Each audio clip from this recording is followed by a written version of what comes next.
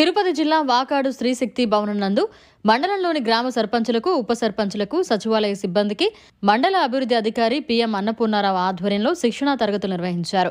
అనంతరం అన్నపూర్ణారావు మాట్లాడుతూ మండలంలోని 19 పంచాయతీల సర్పంచులు ఉప సర్పంచులు పాల్గొన్నట్లు తెలిపారు. అలాగే రాష్ట్ర ప్రభుత్వం ముందస్తు ప్రణాళికతో సుస్థిర అభివృద్ధిపై ఇప్పటి నుంచి ప్రణాళికను సిద్ధం చేసుకోవాలని సూచించారు. అలాగే ప్రతి గ్రామ పంచాయతీలో గ్రామాలను అభివృద్ధి చేసుకోవడమే లక్ష్యమన్నారు.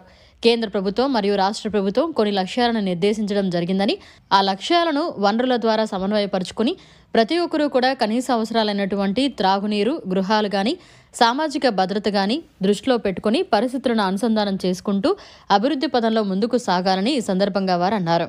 ఈ కార్యక్రమంలో ఈఓపీఆర్డీ ఉమామహేశ్వరరావు, మండల సర్పంచుల సంఘం అధ్యక్షులు దువ్వూరు విజయభాస్కర్ రెడ్డి మరియు మండలంలోని సర్పంచులు, సచివాలయ సిబ్బంది, అధికారులు తదితరులు పాల్గొన్నారు.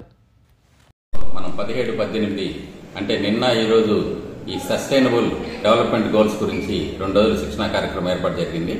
ఈ శిక్షణలో మండలంలోని 19 గ్రామాల సర్పంచులు, అదేవిధంగా సచివాలయ సిబ్బంది అందరూ కూడా ఈ కార్యక్రమంలో పాల్గొన్నారు.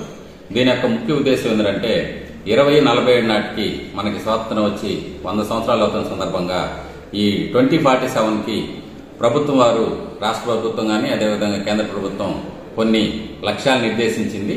ఆ లక్ష్యాలని మనం లోకల్గా ఉండే వనరుల ద్వారా ఏ విధంగా సమన్వయపరుచుకొని ప్రతి ఒక్కరు కూడా కనీస అవసరాలైనటువంటి తాగునీరు, అదేవిధంగా గృహాలు కానీ, సామాజిక భద్రత కానీ ఇవన్నీ కూడా దృష్టిలో పెట్టుకొని మనం లోకల్గా ఉన్నటువంటి పరిస్థితుల్ని అనుసంధానం చేసుకుంటూ అభివృద్ధి పదంలో ముందుకు సాగాలన్న ఉద్దేశంతో ఈ 2 రోజుల శిక్షణ కార్యక్రమం ఏర్పాటు చేయడం జరిగింది.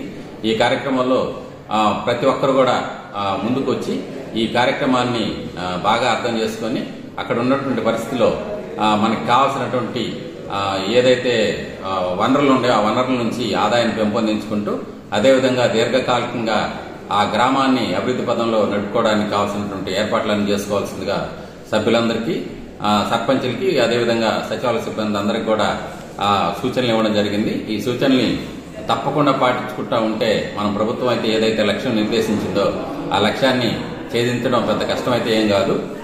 మా మండలంలో సుశిక్షితులైనటువంటి సిబ్బంది ఉన్నారు. అంకుటింత దీక్షతో ప్రతి ఒక్కరూ ఎంతో సామాజిక స్పృహ కలిగి పనిచేయడానికి సిద్ధంగా ఉన్నారు. మా టీం పెట్టుకొని ఈ లక్ష్యాన్ని ప్రభుత్వం వారు ఏదైతే ఈ లక్ష్యం నిర్దేశించారో ఈ లక్ష్యాన్ని సాధించడానికి మేమందరం కూడా టీంగా ముందుకెళ్తామని చెప్పేసి ఈ సందర్భంగా తెలియజేస్తాం.